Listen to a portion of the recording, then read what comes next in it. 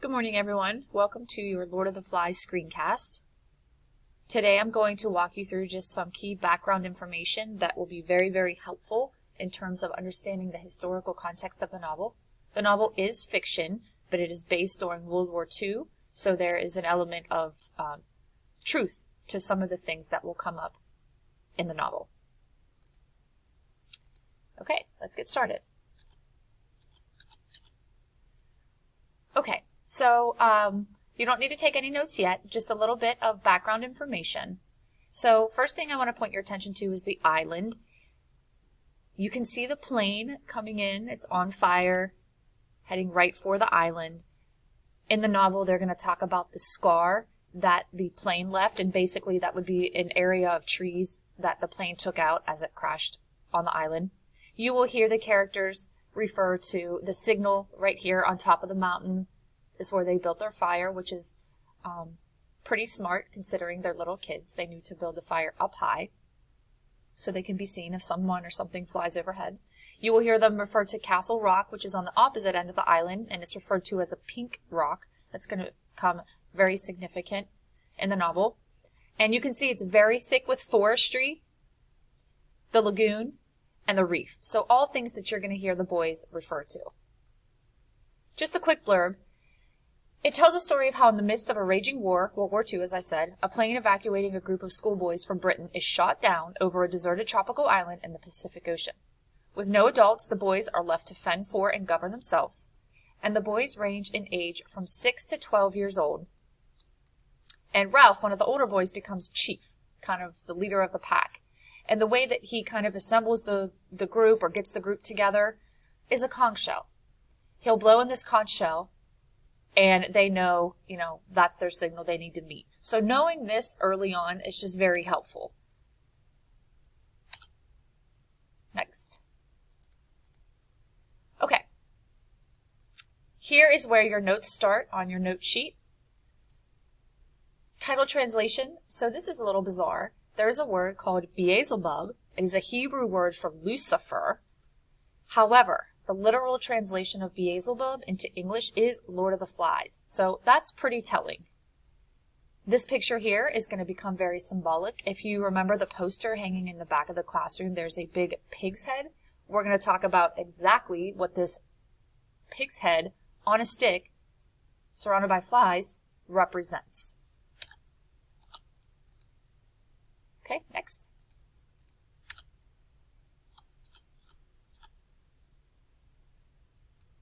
Lord of the Flies author, his name is William Golding. He was born in Britain, 1911 to 1993, so in all actuality, he didn't die that long ago. I was a freshman in high school. Just a little side note there.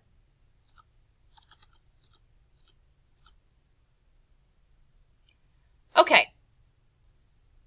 As a child, Golding witnessed World War I. And why is that important? Well, the book takes place in World War II, but the fact that he witnessed and lived through World War I gives him author credibility. So war is something he's lived through. This is something he knew about. This is something that he would be able to talk about. So as he's writing about the war part in the novel, he's got credibility. We know that it's not some bogus kind of story that's trying to paint a picture of something bizarre for the reader.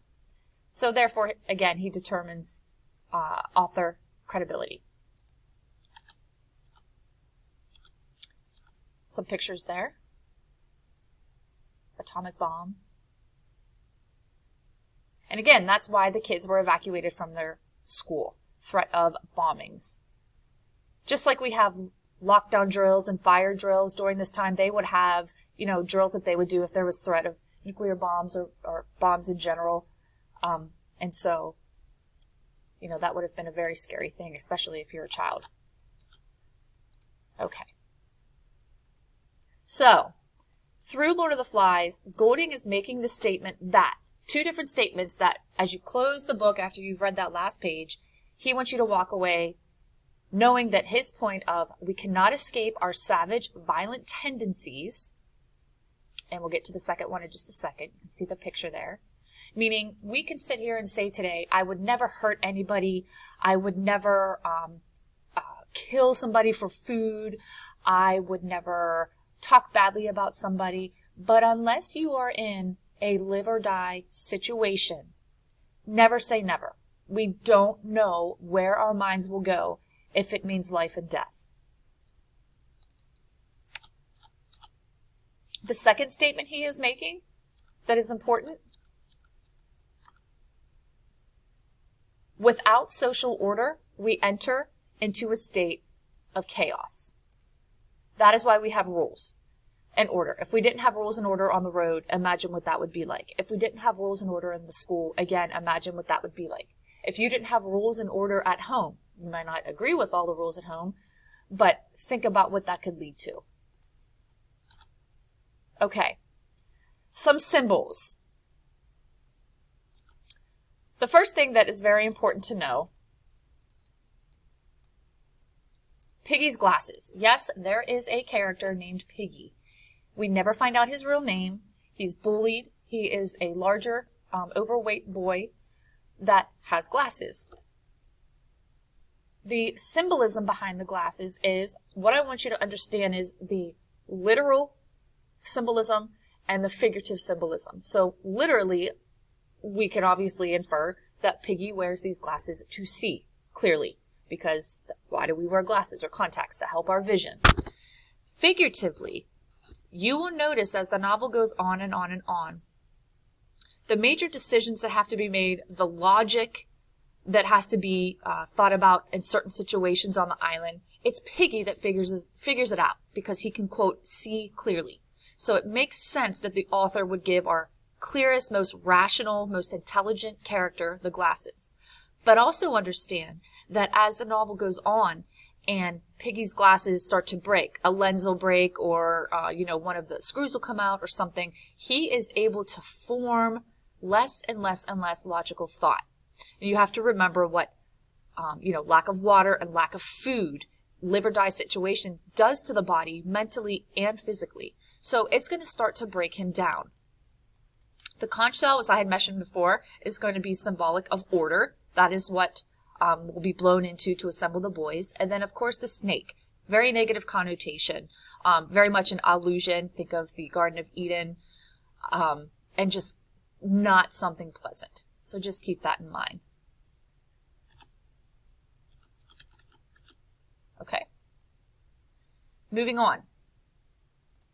Important images. One of the first important images that you're going to see is the beastie. Not so much see it, but hear about it. They're little kids. They're scared. The island's very dark at night. It's covered with very dense forestry. And so, of course, they're going to think about, there's a monster. They call it the beastie. These are British schoolboys that have British slang. They call some things a little different than what we would call them. And so the first thing they talk about is the beastie. They claim they saw something in the trees. But it is actually unclear what the beastie is. And this is going to drive the plot. They are so desperate to find this beastie and determine what it is because it is messing with them mentally. They're literally going crazy trying to identify, okay, is there a monster or not? The next thing, there's that good old pig on a stick again.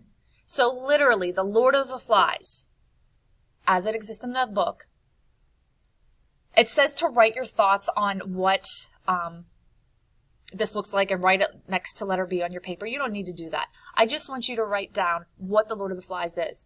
Literally, it's a pig head on a stick. That's all we need to know at this point. It will become huge later on. Okay. Terms to remember. Microcosm and macrocosm. Microcosm meaning the small things that make up the large thing. Look at your prefix there, micro meaning small. And then we have macrocosm, prefix macro meaning large, so the large of the whole thing. So what does that have to do with anything? Well, here we go. So macrocosm, the large or the whole thing, for example, like the earth. And then microcosm, the small things, in this case people, that would make up the larger thing, the earth. So in terms of our novel, that would be, the island would be the macrocosm, and of course the boys on the island would be the microcosm. Talking about allusions, just to review, Remember, it's an indirect reference to a well-known person, event, place, story, etc. 4 common allusions in literature, remember. Shakespearean, mythology, fairy tales, or biblical. Think about the snake that we just looked at on the previous slide. We will watch this together, or you can watch it now if you want to click on it, which you can't because it's a screencast. Never mind. We'll watch that together. It's funny. It's a video clip from the show 2.5 Men. Just a little FYI. The show Survivor is said to have been inspired by Lord of the Flies. SpongeBob. The Magic Conch Shell, if you know SpongeBob.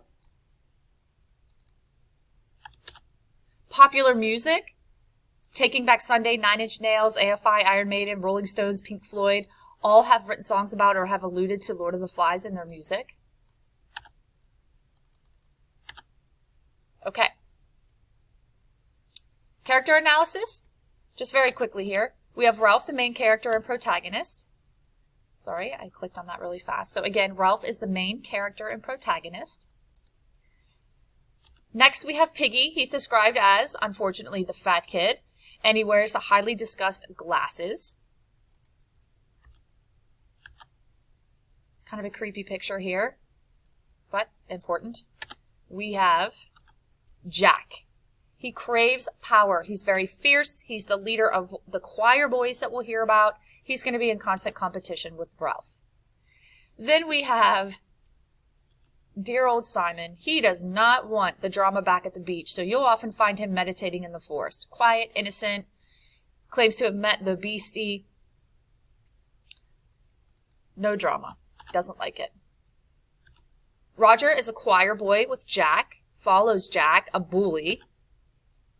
And then we have the twins. Their names are Sam and Eric, but they just combine them and they call themselves Sam and Eric. They love nature. They're always in the forest, kind of like Simon. They're part of the group called the Littlins, meaning the little kids. And of course, they are very afraid of the dark. Okay, so at this time, if you need to go back to any part of the screencast to fill in any notes, I know I moved kind of quick there at the end, please go ahead and do so. And then we will watch that clip together from 2.5 Men.